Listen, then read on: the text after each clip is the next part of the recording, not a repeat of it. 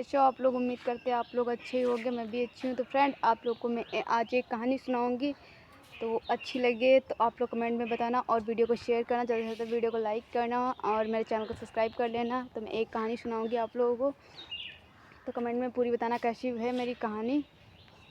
और आप लोग प्लीज़ ज़्यादा से ज़्यादा मेरी आईडी को सपोर्ट करना। तो मैं बताने जा रही हूँ कहानी आप लोगों को। तो फ्रेंड, पता है मैं कहानी सुनाने जा रही हूँ। एक एक एक बहन थी और 7 भाई थे। 7 भाई थे और जो 7 भाई थे उनकी एक इकलौती बहन थी। तो वो मतलब कि उनके 7 भाई थे। 7 भाई वो रोज़ ना जंगल से शिकार करके लाते थे। खाना वो बनाती थी 7 भाइयों के लिए। तो 7 भाइयों के लिए वो खाना बनाती थी।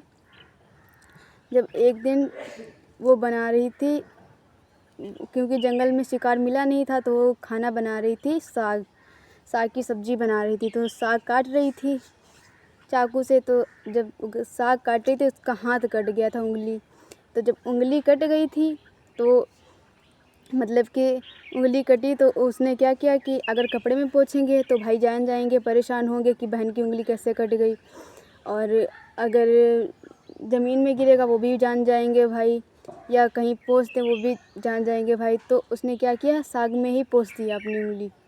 साग में ही पोंछ के इसे सब्ज़ी बना दी। जब सब्ज़ी बना दी तो उनको भाइयों ने 7 भाइयों ने खाया, तो कह रहे कि बहुत स्वादिष्ट है, आज तो सब्ज़ी बड़ी स्वादिष्ट लग रही है, क्या डाल के बनाया है सब्ज़ी में, साग बहुत अच्छा बना है। तो उसकी बहन बताती नहीं है, तो कहता है ऐसे ही अच्छी बन गई।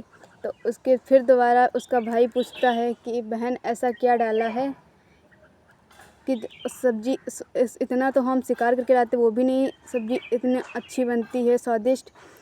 तो उसकी बहन चलो कहती है चलो बता ही देते हैं। तो उसकी बहन ने बताया कि हमारी उंगली कट गई थी, आप लोग परेशान होते, तभी मैंने साग में ऐसे ही पोंछ दी और ऐसे ही बना दी, इसीलिए इतनी स्वादिष्ट है सब्ज़ी। तो जब सब्ज़ी इतनी स्वादिष्ट है, तो भाइयों ने सोचा जब सब्ज़ी इतनी स्वादिष्ट है, इसका खून इतना स्वादिष्ट लग रहा है, तो इसका मांस खाने में कितना स्वादिष्ट लगेगा। तो उसके 7 भाइयों ने उसको काट डाला। 7 भाइयों ने मतलब जो 6 भाई थे उन्होंने, तो उनके बाढ़ से तो वो मरी नहीं थी। जो 7वां भाई था, जो मारना नहीं चाहता था अपनी बहन को, सोच रहा था कि मेरी इकलौती बहन है, मैं उससे क्यों मारूं। तो उसके 7वें बाढ़ से मर जाती है बहन। जब बहन मर जाती है, तो उसके बाद जो 7वां वाला भाई था, अकेला जो छोटा वाला भाई था, तो उसको बताते हैं कि जाओ जाके लकड़ियाँ ले आओ जाके, जिसमें हम इसको बहन को काट सके। तो जब वो लकड़ियाँ लेने जाता है, तो उसको छोटी सी रस्सी दे देते हैं जिसमें जल्दी आ ना पाए, तब तक कि कट जाए, उसका मांस काट लें हम। तो तब तक कि जाता है भाई, तो वहाँ बैठ के रोने लगता है। तो जब वहाँ रोने लगता है, तो वहाँ पे मिलता है, कुछ मिलता है शायद सांप या कुछ भी। तो उसके रस्सी उसको देता है, रस्सी बांधने के लिए। तो रस्सी बांध के जल्दी आ जाता है। तो उसका भाई सोचता है कि इतनी जल्दी हमने छोटी रस्सी दी थी, इतनी जल्दी कैसे आ गया।